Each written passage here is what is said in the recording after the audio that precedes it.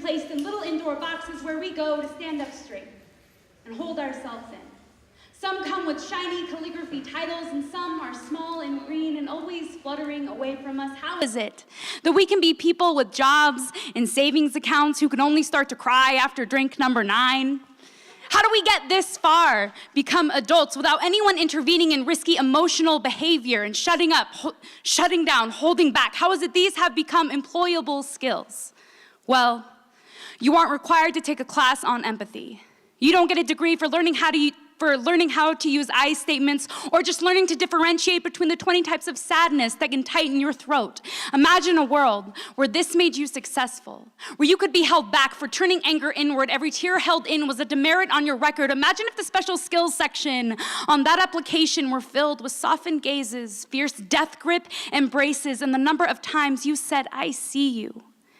I want to live in this world where freaking out, breaking down, and ripping yourself open are commended and respected because you are a man now, you are a woman now, you have finally grown up. Pain means you are alive, and living is very, very different from producing.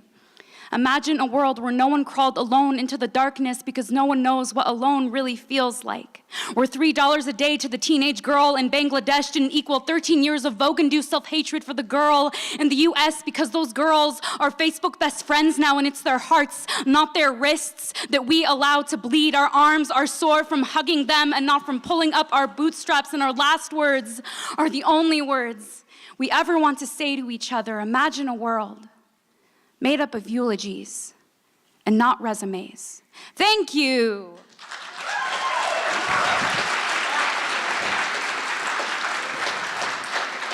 Y'all have done this before. Welcome, everyone, to the Spokane Valley High School Poetry Slam. Woo! My name is Fitz, and I will be your MC for the evening. Tonight, you will hear from lots of poets. The number is kind of unclear at this point. Representing 3 schools, University High, Central Valley, and Micah Peak.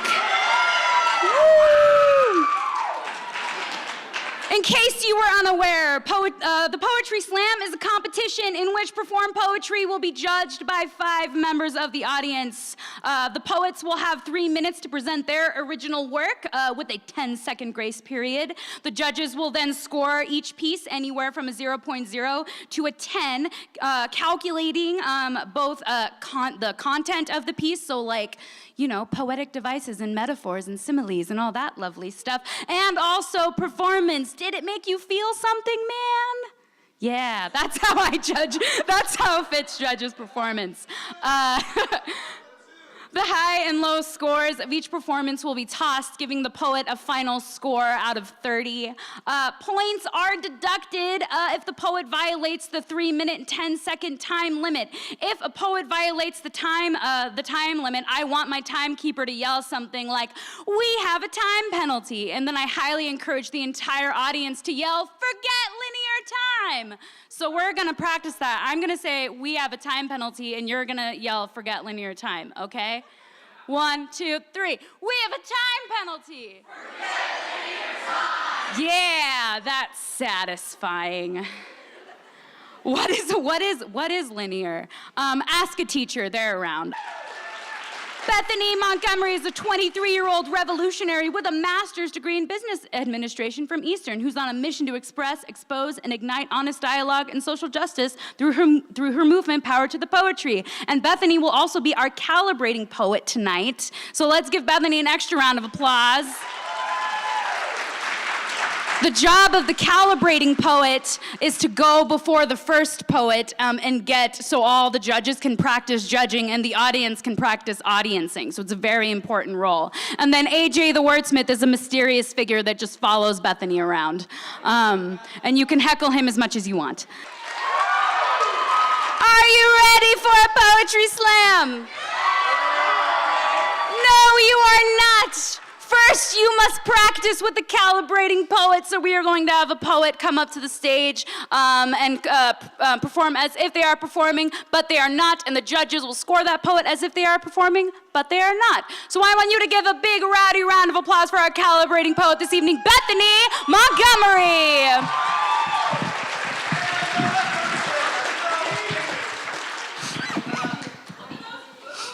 Check, check. Thanks. I got about 5 pairs of Timbs. My girlfriend has about 20. All right. Spokane, spoken. Eyes wide open to infinite possibilities, fueling my dreams with endless amount of scenes, whether I'm playing in the trees or running around downtown in a jungle of concrete. Hikes at bowling pitcher to embrace the bigger picture. When I look into the river, it is as metaphorical as when I look myself in the mirror. Sometimes I feel as though I'm a fish swimming against the current, fighting oppression, discrimination, and preconceived judgments. Being told that Spokane is not a good place to start a poetry movement. But for me, Spokane has become a solution. See, I choose to tap into the potential of Spokane. Many think Spokane, but I know Spokane. There is opportunity in this community, and I have a chance to be a major influence. I'm here to instill culture, diversity, and inclusion. Power to the poetry, it's more than a movement.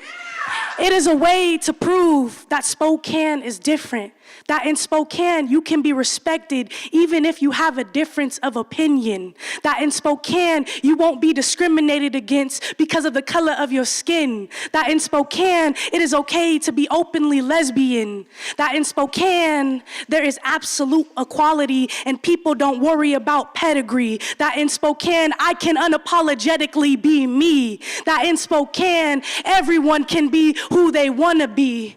But you see, this Spokane is not yet a real thing. This Spokane is still a dream, just like the Zags winning the whole thing. and finally bringing a championship, an NCAA basketball championship to the city, because go Eags. But I do believe that dreams come true. So if you support what I say, then you will realize that you are the key to Spokane's breakthrough. We all deserve to live our best life. Power to the poetry.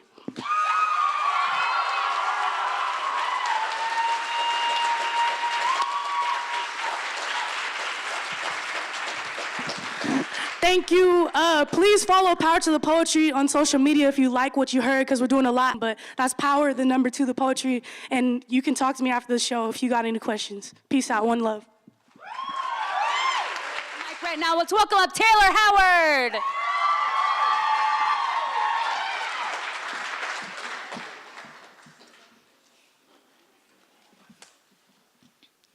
I am stuck. And I don't mean in a car on the side of a highway, I mean in my head, where my thoughts form a cliff and my demons a barricade, forcing me at the edge looking down into the dark, where I know if I fall, I will never come back because that darkness is my insanity. I am stuck. Staring into the eyes of my problems, sweet anxiety whispering bitter nothings in my ears, and I am pleading for him to stop, but he doesn't. I am stuck with beautiful depression, who's consuming my mind and twisting my thoughts, forcing me closer to that edge, begging me to jump, but I don't. I am stuck. And suddenly, it's not just me, because kids in today's society turn to drugs to make them high. It's the intoxication of our minds to distract us. We are children who are hiding from the screaming in our minds, telling us we are not good enough. We are stuck. And for a moment, we are free from our self-hate, only to find ourselves at the mercy of illusions because we were betrayed by evil disguised as beauty in forms of people we thought we could trust. We are stuck.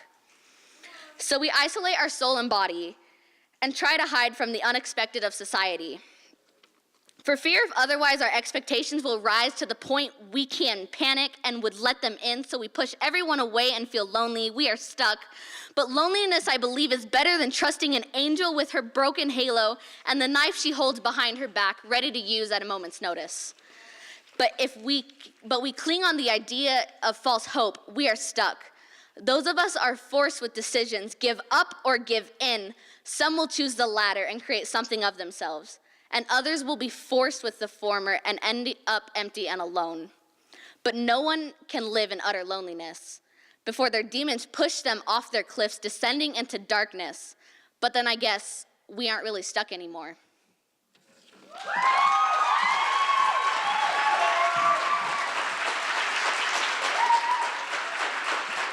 That was Taylor. On deck is Pamela Kang, but please welcome up all the way to the mic, Jada Bryant.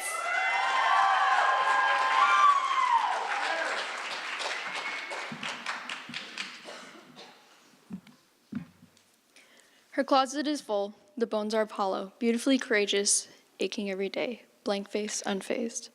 A 7 had gone, fruit of life don't work here. Life-sucking machine, stuck in dull needles, windows open every moment. A 1 had gone, explanations don't work here. They have thick, empty needles stuck in my skin, sucking out every bone.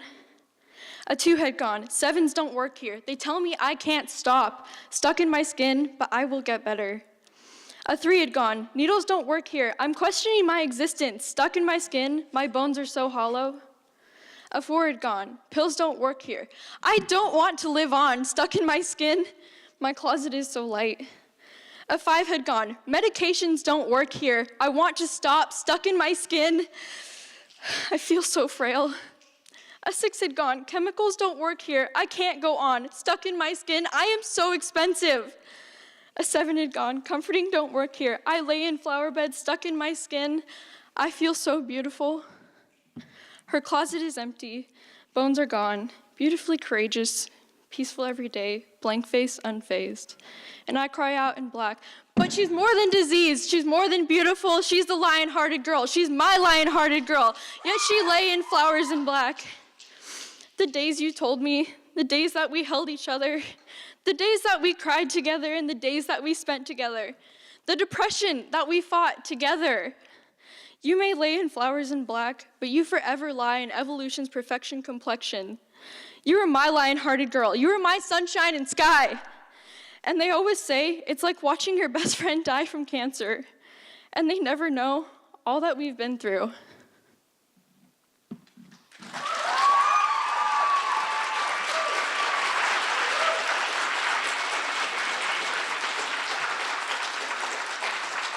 That was Jada. Y'all, would like to recognize that the Valley Slam is organized by staff from the Spokane Valley Library of Spokane County Library District. Can we give them a huge round of applause? Libraries are important. Libraries are the best. I owe the library so much money in late fees. Excellent job. Y'all are a really good audience. I was judging the Northern Slam last night, and those Deer Park kids are quiet and polite. I like this much more. Good job. We need to get the North kids down to the Valley, and then everyone can just learn how to snap and cheer a lot, and it'll be more fun. It'll be great. Just kidding, though. I mean, the Northern kids are also great. They're fantastic. I'm not biased. I'm a host. I am unbiased. All right. Stop talking, Fitz. On deck will be Austin Krepke, but coming up all the way to the mic right now, let's have Pamela King. Yes. There you are.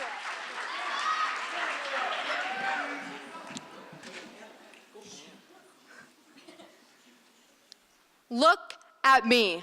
What I ask, do you see? Woman, man, girl, boy, white, black, gay, or straight. If I told you what I was, it might as well be bait, a barrage, an onslaught. A busy, buzzing, banging parade would follow. Oh, you're this, and oh, you're that? Then how come that's not how you act? That woman over there, she's too big. Not pretty enough isn't polite enough. She's never enough. These expectations are roles for our genders, but not our personalities. And race, just another way to separate and divide and make it easier to dissipate our human connection. They do this and we do that. Whites are, blacks are, Asians are, Arabs are. A notion destroying all sense of our humanity, our strength, our intellect. Race, an incision that causes division, an expectation that causes emissation. Look at me. What? I ask, do you see? What do I look like, act like? Do I live up to your standards? Your roles for my gender, routines for my race, regulations for my sexuality, your rules for my existence. As I stand here, I ponder such things, words bouncing, no banging, no screaming inside my head. Every action I take is judged, not for who I am, but what that distinction about me is ever so pertinent. I'll tell you about me, an Indian woman born and raised in a conservative house, yet now living liberally. Told to never whistle, told to cross her legs, told not to wear this or that. Be quiet, be submissive, don't talk too much. She became better, not shoved into this stereotype, but bold, confident, defiant, and outspoken.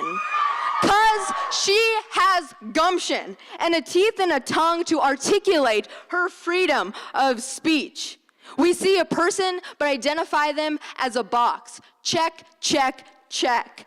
I suppose if you say so, I'll fulfill your need, your vampiric thirst for my stereotype, for my simplicity. My true individuality is sucked from my veins. I'm not sorry that you only see these few things gleaning from my surface.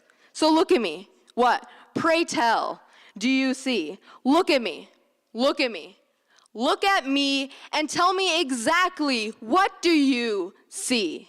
Thank you.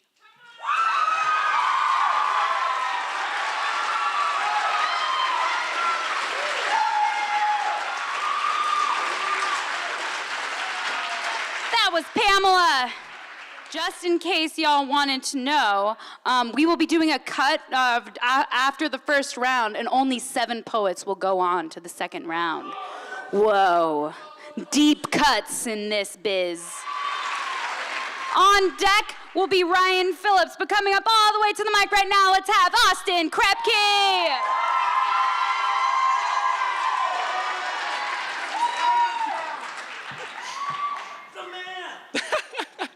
All right. Man. Who am I? What am I? Where am I? Why am I? How am I? I'm fine. I'm just trying to get this all down. Pack it all up and hope to deliver. I don't specifically know the receiver, but I hope they'll understand. What were those questions?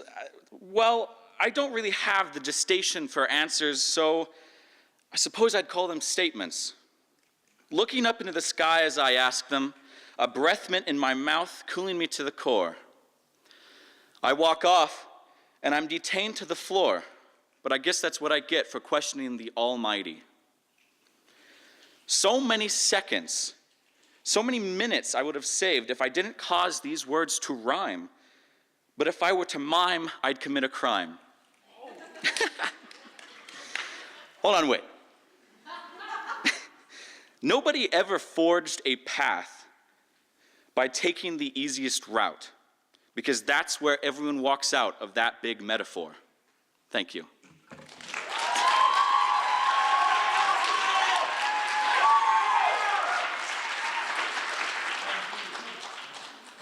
That was Austin.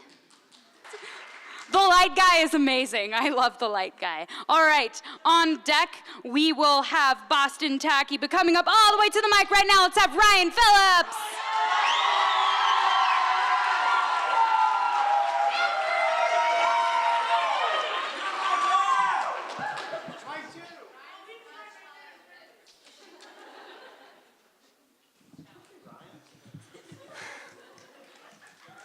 Numbers are great. A boring topic, I know, but hear me out. Numbers are the lifeblood of math, science, and our favorite thing, money. You see them plastered in stores, websites, and even schools. I met a boy who was a number, 1.68 GPA they called it.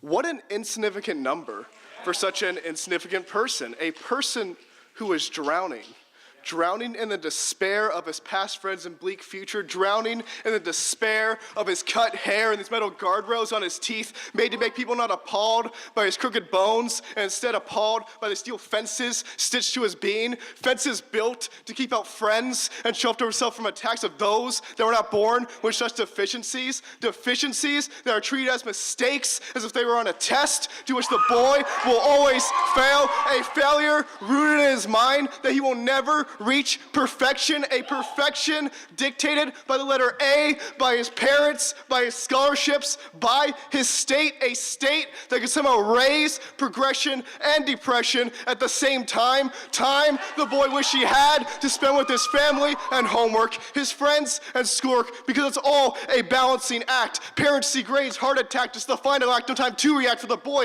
has tumbled his piled stack of trials. And God knows he tried to raise his numbers to change his mind, and for a while there he thought he was fine. He thought that school was spelled S-C-O-O-L, but he soon learned that's not how it's spelled, that within it was the letter H, called help. A help not heard from that, the absurd, the perfect, a help that others so desperately needed, a help reaching from the pits of monotony, grasping at the tendrils of sanity, pleading with its own humanity, all in vanity, as his numbers drip from his cavity down to the paper, blood turning into vapor as the boy savors his last number. 1, because as we all know, not all of us survived our numbers. Thank you.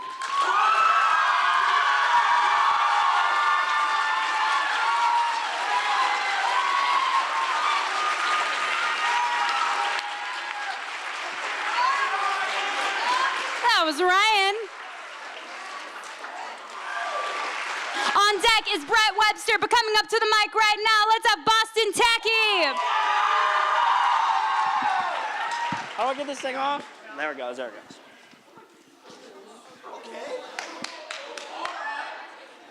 The man who loves telling lies. He encouraged the Russian spies. Sexism is shown day in and day out. Fake media will make him pout. Disrespect him and get slandered. The poor never meet his standards.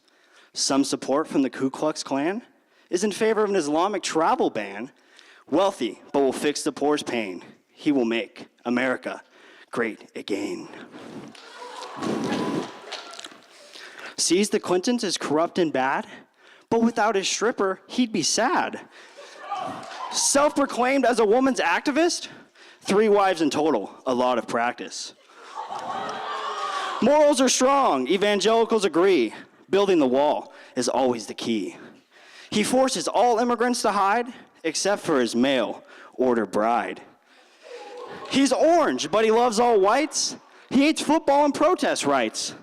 The best at everything ever done. Thinks teachers should have guns. Argues even when he's incorrect. In conversations, shows no respect. He's a great businessman, in fact. Filed for bankruptcy 3 times exact. Mistakes will burden everyone here. Believes he is the fix, America's cure. The media will always be at blame. Everyone listening knows his name. The man so famous, everyone can see. Who is to blame for this, you or me?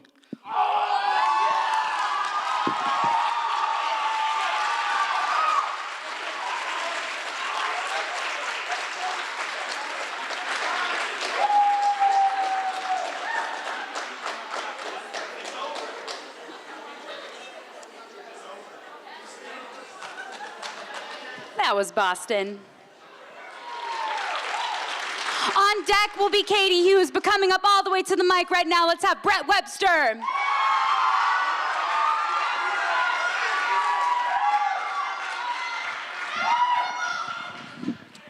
Bears?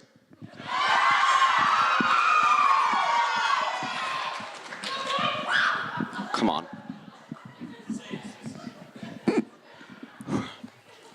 Dear education system, I, a student, am a representative to you today. I am here to inform you that you need to reform. The process by which you were made was 1838, 180 years in the past, yet nothing about you has changed.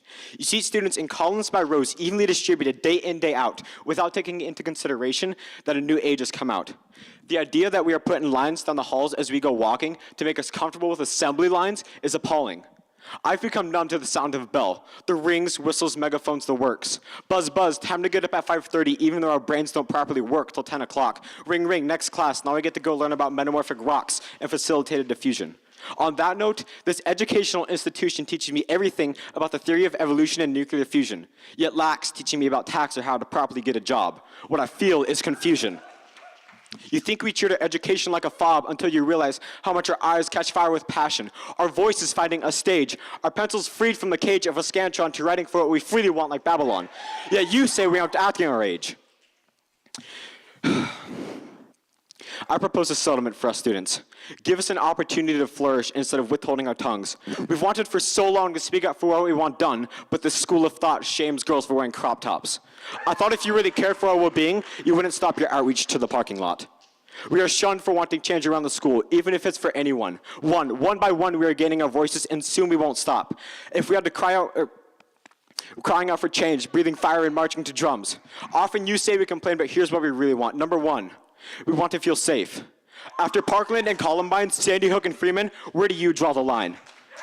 When will you take action against these crimes? I want to feel safe again at school, that is no lie. Soon, students all over the country will be marching for our lives. If you want, catch a ride and ride with us this time. Number two, stop with the modesty rules. Stop shaming girls for a dress they just bought, asking if they're anorexic. You perplex me if you think the double standard is working. I'm here to inform you it's not. Number three, prepare me for the real world. Yes, I know the world is amazing, but the world you paint for me is nothing close to a masterpiece. I know there is beauty in the world like the seven wonders, but for everything beautiful in the world, there is another war and bunker built to conquer and plunder. So, CV, I rest my case and I've made my argument. I pray you seize all that is hindering CV, and if you want, come change the world with me.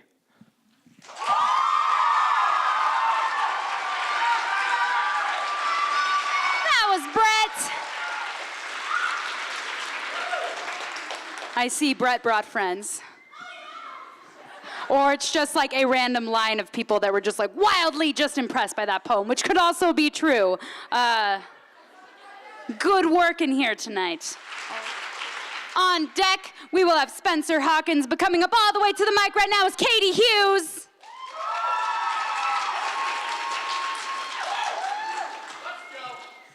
Oh, I'm not as tall as I thought. Or as strong as I thought. Oh, God. All right, okay. All right, how y'all doing? I want to fly away with you. We'll watch the sunset fade, the beautiful lights of red, gold, and blue, as they die slowly while you comfort me with beautiful gasps of pure serenity. Your soft fingers begin to trace all the outlines of my mistakes. I feel your presence with my open mind, and we let the green take us away. The gray smoke taints our innocence and become the poison my body needs. It craves and it grieves, undeniable and unchangeable. A soundness sets in, replacing the intrusive thoughts. This tranquility becomes familiar. It's an introspective reality, floating in awe and sinking in shame, sealing the seams between dream doors. Colorful geometrics open the gate, flowing through to a contrasted dimension of pureness and simple acceptance. A lullaby of patterns and swaying balance, the curtains pulled aside, exposing the soft pink blush of life itself. Death lazily gazing, the robotic, autopiloted movements, all in sequence, all controlled, yet most are still unaware. An additional link to the journey, unfazed and returned to pre-programmed intentions, worthiness granted only to be fully embraced. Otherwise, the grass is just as dull, and the songs fade to a predisposition of apathetic attention, soon to be rested alongside masses of further discontentment. Butterflies brush away the alertness, urgency blurred and dancing with anxious curiosity. Comfort becomes luxury, tumbling through waves of the unknown with broken wings of freedom and a parachute of utter longing. Finally seeing and finally content, but still unknown.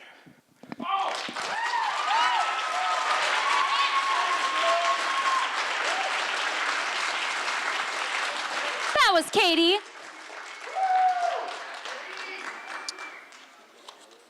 Earlier, I said that, this event is not about the points, it's about the poetry. However, it is also about prizes. Yeah. I'm just gonna tell you what those prizes are gonna be. Third place tonight will get $50 American. Second place will get $100 American. And first place will get $150 American.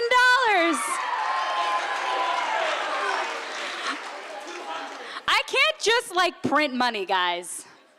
I like that you're unionizing in favor of higher prizes for poets, though. Y'all have a good future ahead of you. Excellent. All right. We only have 3 poets left in the first round, y'all. On deck is Brady Magruder, but all the way to the mic right now, let's have Spencer Hawkins.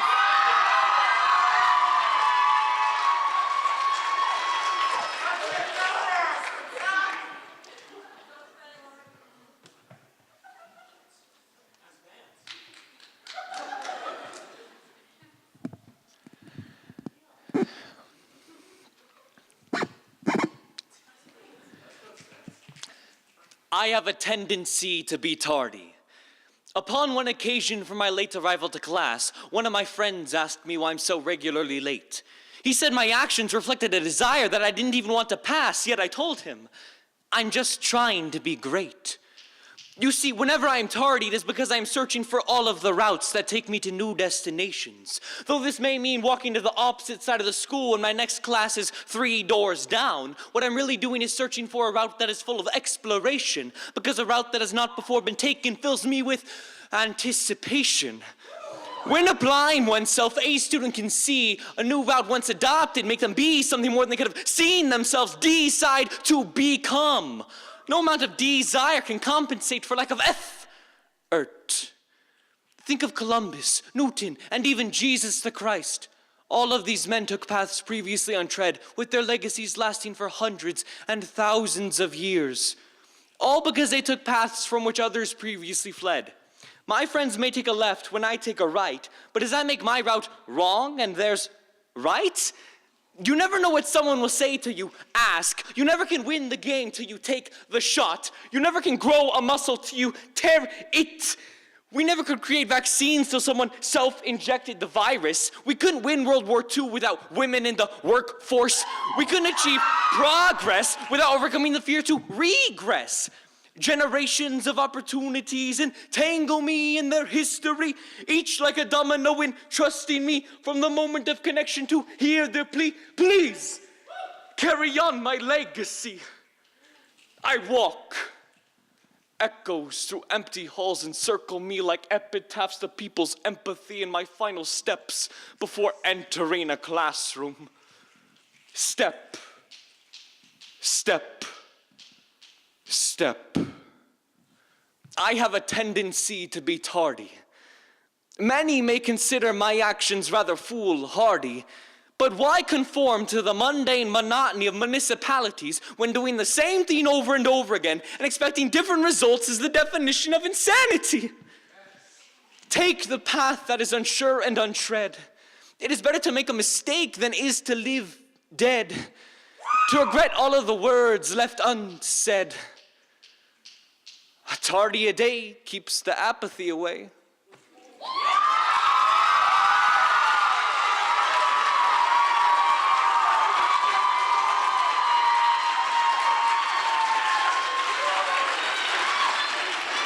That was Spencer.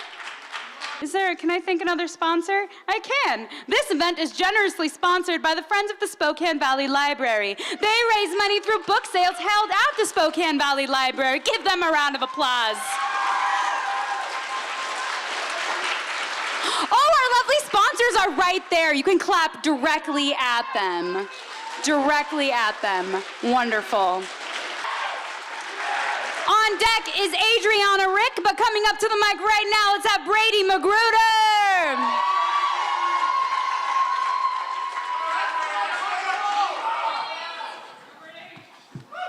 That's good.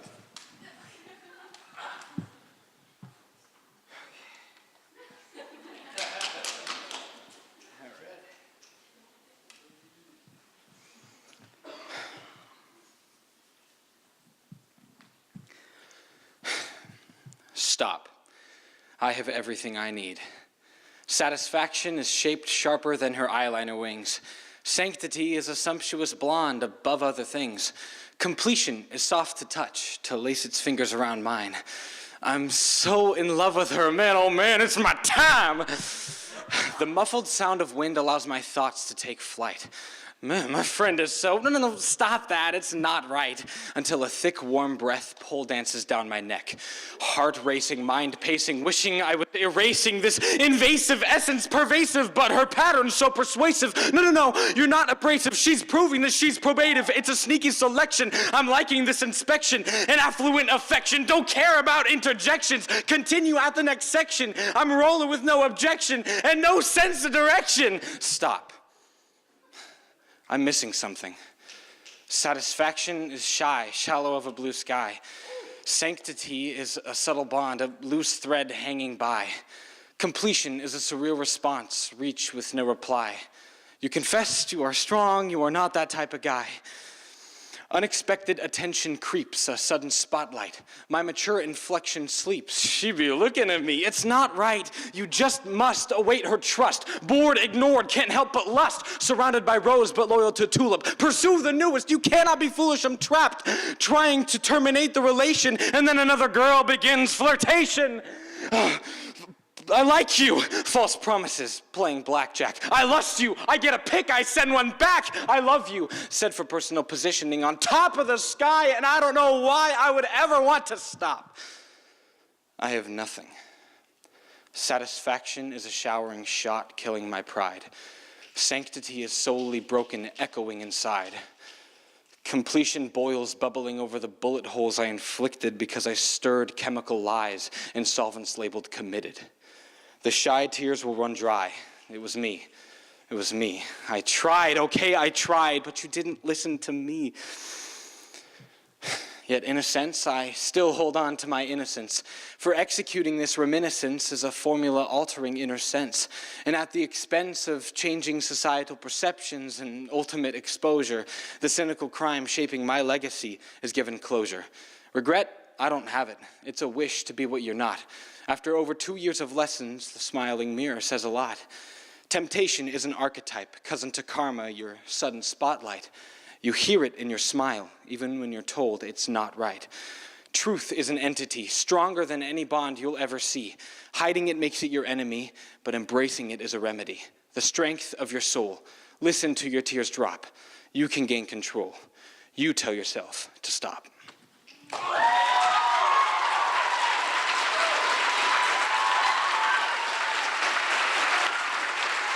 Coming up to the mic right now is your final poet of round one, Adriana Rick.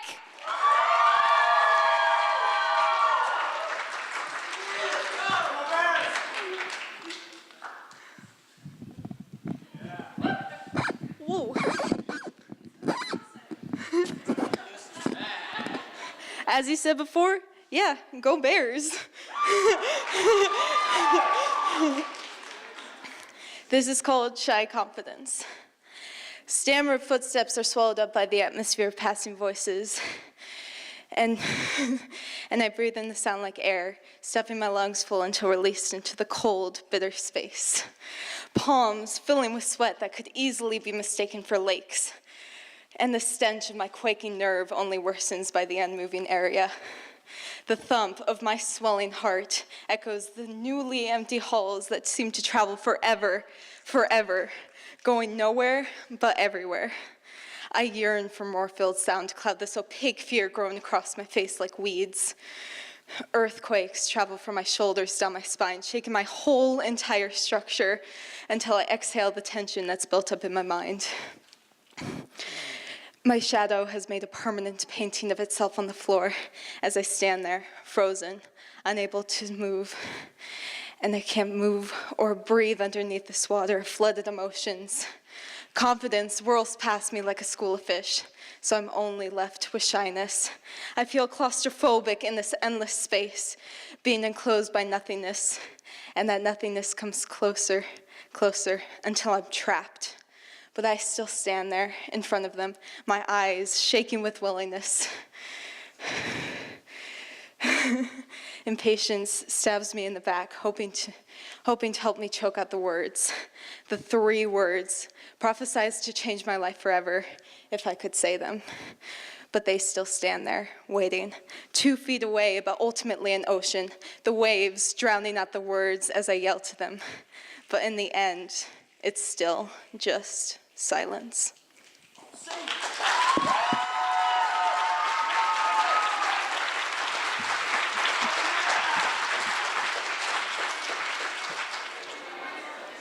A beautiful thing. The night sky, dripping constellations smeared with Milky Ways, a velvet dress I dumped a package of silver shimmer powder on when I was 9. I cry over it just as much. Maybe like the universe, I too was making accidental art, crashing space rocks against each other to see the pretty colors they could carve into the nothing, little nebula I could have called this precious mess. But unlike the universe, I've spent an awful lot of time clinging to perfection, meaning stay exactly the same, hold on to this velvet skin and scrub mascara I am not supposed to wear, dripping all over it, stain remove the change out of this soft thing. This is how you miss the Milky Way. Perfection is just fear wearing a nice velvet dress, and I sense that I am just one big mess away from creating a beautiful thing. Thank you. Hello, poetry people. All right, on deck, we will have Spencer, but coming up to the mic right now, let's have Brady.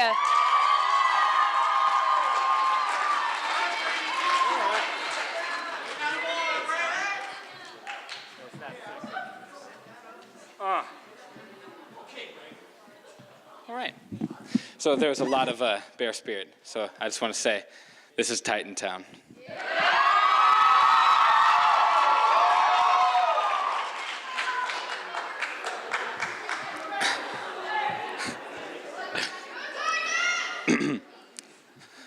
My name is Calvin, an alliterative poem told from the perspective of underwear.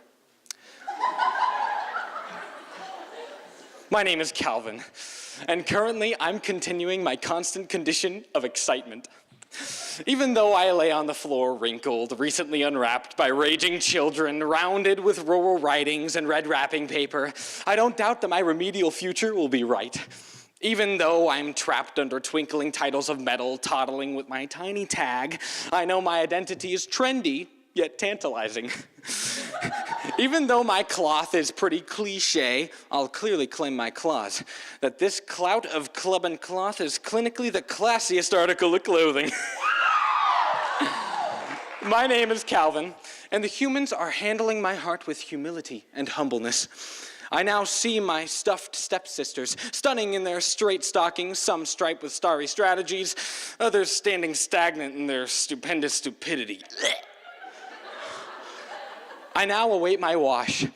The waning and withering unwearables are waiting as well. Whoa, wow. The warm water washes the waste away. It's a wondrous work of weaponry that wipes away the witchcraft of the whimsical world warped with worms. My name is Calvin, and I'll momentarily no longer merely be mingling with mammals. My mind will be memorialized on a miraculous mound of mastery. I begin to police for my purpose. I'm proud of my placement and ponder the practice that... Wait, what are you doing? Is that a bare leg? Oh my gosh, it's hairy. No, don't put it through me. No, that's weird. That's weird. Wait, where are you placing me? Where are you placing me? No!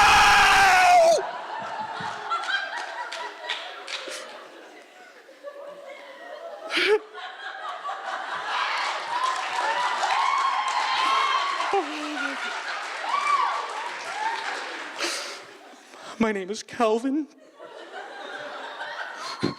and I'm crammed in this creepy crematorium. This criminal, crusty crevice. All I can smell is poop.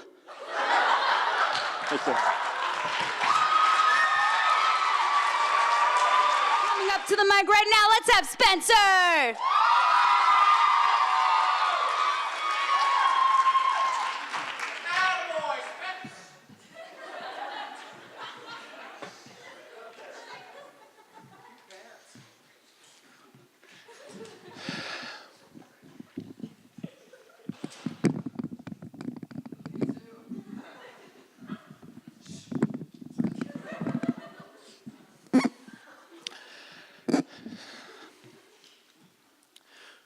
One word, propinquity. 4 syllables, 11 letters, and billions of lives changed forever. Definition, the state of being close to someone, proximity. Real life application, yeah, buddy! The common colloquial catchphrase coded from my middle school years, continuously concourses of conniving children chanted, yeah, buddy! The origin of this phrase came from my time spent with a friend, the kind who with your time you always wanted to spend, the kind who always had an ear to lend, the kind who always knew when to your needs he should tend.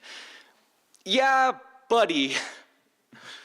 2 words, like a distant memory screaming from right beside me, because from middle school to high, friends we would no longer be. It is not that feelings of hatred or resentment grew by degree, but day by day our relationship turned from authenticity to pleasantry. Yeah, buddy. I've spent many an hour pondering why my relationship with my buddy began to wither when it had just begun budding. Yet even to us, the rules of time still apply. The strength of relationships deals with proximity. I lost my friend because we lost time. Our classes diverged, his to auto tech, mine to chemistry. So from there on, every time I heard the bell chime, I couldn't help but hear ring, ring, yeah buddy, propinquity, the principle of proximity. It is a reason work relationships are so popular. It is a reason you want to hug and strangle your little brother. It is a reason we care so much about those who we only allow our time to allow. It is a reason we lose many of our best friends from middle school to now. Life's an hourglass. You have a finite amount of sand and you can only spend each grain once. You never know where your relationship will land. So don't act like a dunce. My relationship has dissipated, not because of lack of love, but because neither party has participated. Every second is an opportunity to turn a seed of acquaintanceship into a great redwood of friendship. Propinquity is merely the fertilizer that lets a seed turn from a state of latency to one of intimacy. Propinquity is a funny thing. It grows the more time spent between you and me. Whether it is good or bad, I guess we'll see.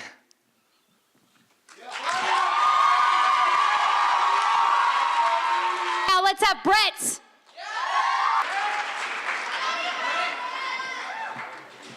Oh, that's good. I remember in church, a little girl came running to me shouting about a man named Jesus right after gunning out of class. She was talking about this man she just met in a whim, how much he loves her and she loves him. That was the first time in my life I looked at a child and envied them, for she had no idea what it feels like to doubt.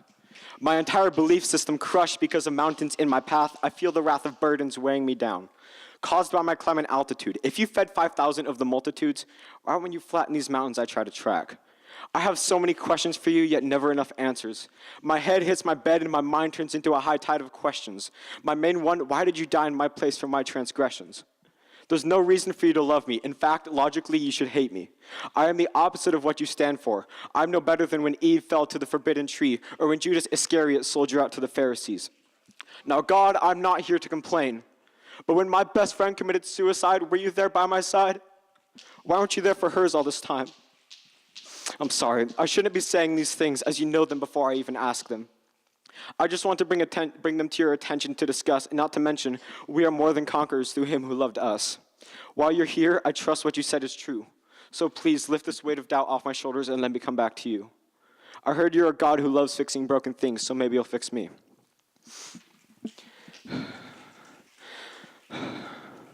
My son, don't envy that girl. Her faith simply has not learned the definition of impossible just yet. If your life was a song, it'd be a duet. I have always been with you, so take another stride. I see those mountains you propound to me, and as I promised in my word, I tell your mountains to stand down. Son, the opposite of love is not hate, it is narcissism. I proved my love to you when I went through the wrath of God in your place and through evangelism.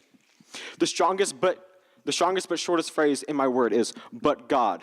Shadrach, Meshach, and Abednego were sentenced to the fire, but God. Paul persecuted and sought to dispose of apostles, but God. Look at these rings and holes on my wrists and my soul. See, we are married. For better or for worse, or in sickness and in health, till death brings us closer, you are mine. That is my agape love. A covenant of love made to culminate, climbing up Golgotha into no man's land. A crown of thorns, nails in my hands and feet, a spear to my chest. This has to be done by the Son of Man. I've tried other ways, and this is all that's left. I died to divest of your sins and clear the cleft between you and heaven. You are forgiven of your debt.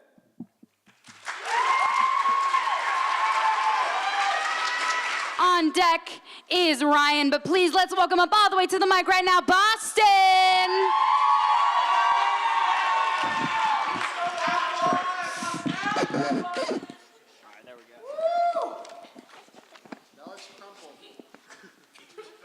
America, a great place, the land of the free, the holy, the beautiful apple atop the tree, a comfortable place for a white, wealthy man. The elite write our rules, telling us we all can. The top will work the system and thrive, but the minority will be forgotten and dive. Protection of the corporates will always be their goal. The top live in extravagance while the bottom gets coal. They tell you they will represent the middle class, but special interest groups will make a bill not pass. We all have the opportunity to be rich, they say, but prisons are filling with minorities each day. Wealthy white men rig the system and say it's fair. Questioning our founding fathers, you shouldn't dare.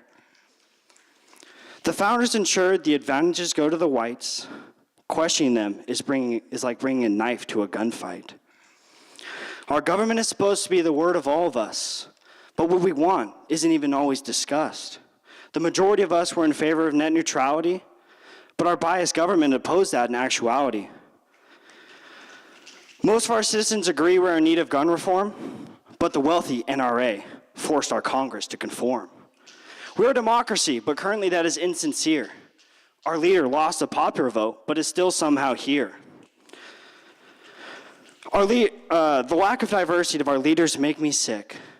White privilege is the definition of American politics. Men are in power, while women feel like an accomplice. Women are 50% of the world and only 19% of our Congress. The white men legislate and tell women what to do, but they can just never understand their point of view. For the people, by the people was the original plan. But now it's for the corporations, by the white man. The wealthy have had the power since the beginning of time, while the poor are at the bottom of the tree, failing to climb. America, the holy, the beautiful apple atop the tree, or the place where only the white man has the key.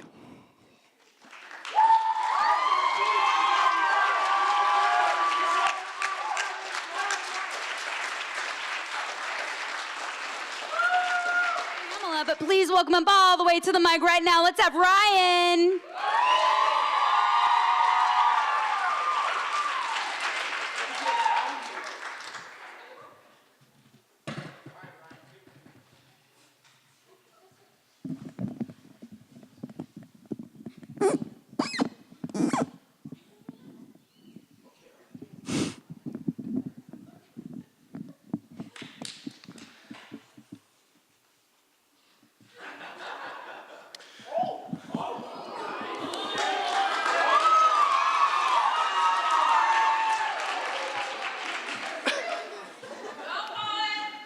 Age 18 and I'm ready for war. Military recruiters at my door. It is time to soar to the height of the primeval. I will now begin my hero prequel. For on the battlefield there is one life, no sequel. My gun is lethal. We are not equal. For I am good, you are evil. I am the people. I don't care if it's legal. It won't end peaceful. If you fire your freedom eagles at the misguided people, for their parents will carry them to the holy steeple, dressed in diesel, taking up their desperate needles, hallucinating the retrieval of their illegal son, because a bullet means safety dignity for one, and this armed kid couldn't have even begun to understand the repercussions of what he had done. He had killed the bad guys. He had won. What more is there left to be done? But revenge is a vicious cycle. For in our world, there are many rifles. For when one trifles with death, there can be no life.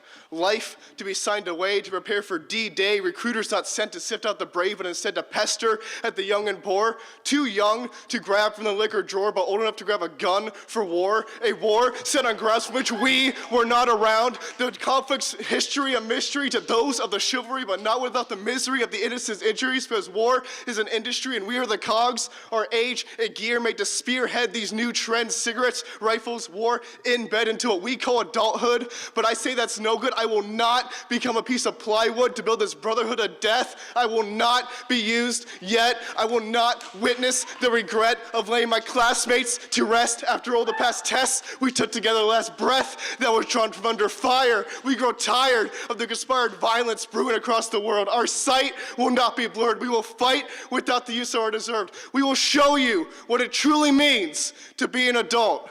But for right now, we are just kids, not fit for war. Thank you. Poet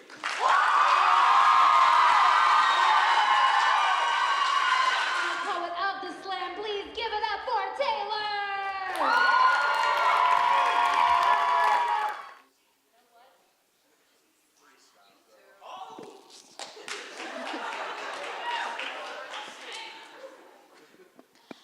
I had this friend. He was not healthy. He had no physical illness, but he was sick in the sense of his mental stability. And I would talk to him almost every day and would laugh and would joke, and everything seemed okay. But one fateful morning, named September 13th, my friend brought to school his AR-15. But luckily the gun jammed right in his hand, but he whipped out his pistol and killed his other friend, Sam. Now rewind to the previous day. I was talking to my friend. He asked if I was okay. My response, not really. See, I had another friend, and she was a bully. He said not to worry, that one day he would take them down a notch. Now it's September 13th, and I'm locked in a tiny room. My heart is racing, and I don't know what to do. I hear a loud thud and a bang of the lockers. The police come and escort me with their shotguns and rifles. I'm standing on the football field, and I'm hugging my friends. Tears streaming down our faces. We are waiting to see who made it to safety. Rumors are spreading, and our teachers are in tears. Students are scanning the crowd for their friends and family. There's cameras and there's sirens everywhere. No one is sure on what to make of any of it. And that's when I gave the police my statement.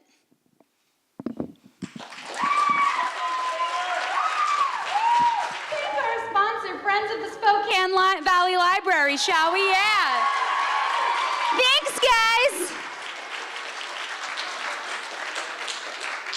And remember that the Valley Slam was organized by staff from the Spokane Valley Library of Spokane County Library District. Clap for them. Clap for our math team, y'all. Best math team. Monday. Are you ready for some prizes? Want to come on up and stand next to me? What was your name one more time? Jason, who is president of the Friends of the Spokane Valley Library, will be handing out the prizes. When I call up your name for winning a prize, please come up and receive your prize. All right. In third place, we have, drum roll, Spencer Hawkins, winning $50 American dollars.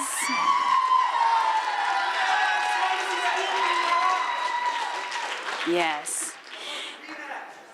In second place, drum roll, we have Ryan Phillips,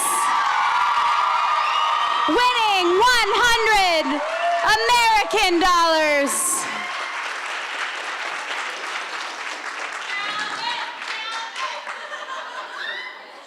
And finally, in first place, winning a grand prize of $150 American dollars, we have Brady Magruder!